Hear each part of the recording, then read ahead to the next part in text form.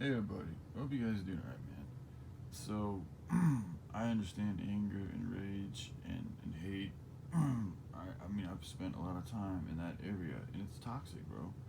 Unless you absolutely have to. Like I'm saying, you put in a fucking corner and you ain't got no choice, there's really no good reason to do it.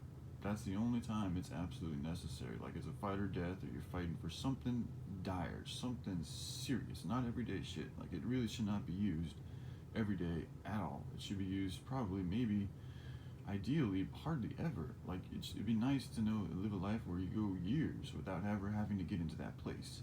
It's a very dark, dangerous, toxic, evil fucking place, dude. For any of us to be there. I've heard my mother, who comes from immaculate. I mean, I'm sorry, I can't even speak on.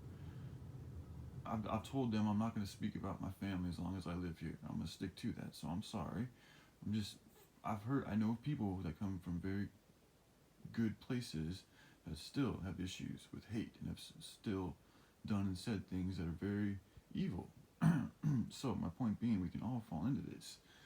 And I also know when I've observed these people doing these things, the state that they're in is not a very happy state. It's not a very good state. It's not a very healthy state. And I know whenever I'm like that, I'm also not very healthy. I'm not very happy. I'm not smiling and feeling good about life. And a lot of it has to do with we keep holding on to this pain that hurt people will hurt people, and these hurt people hurt us, and then we feel justified in our anger, and then we get mad at them for doing what they did because we feel justified and right, and then it's just this. But then you take that back to the hurt person. The hurt person is just gonna, because they're in a hurt place, they're just gonna hurt you back because they're not even at your level of understanding.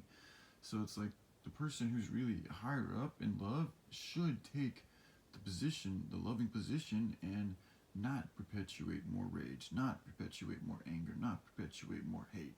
Instead, smile or listen or have a hug or open up your heart to them in a good, positive, loving, chill, peaceful way. That's that's how you help these toxic situations turn to good. That's how you help transmutate somebody who's sick to somebody who's not so sick, by teaching them not to continue to react in a negative way. But again, the demons, the devils, the ones against us, want us feeding hate, want us fighting with each other, want us getting mad, even if we feel justified. But is that anger, that justified anger, what good is it actually doing you and the other person? That's the question. If it ain't really solving the problem, then just let it go. Just let it go. That's what we need to do, is focus on solving problems individually and collectively. And if it isn't helping, let it go. If you ain't got nothing nice to say, don't say nothing at all. It's okay. You can be quiet.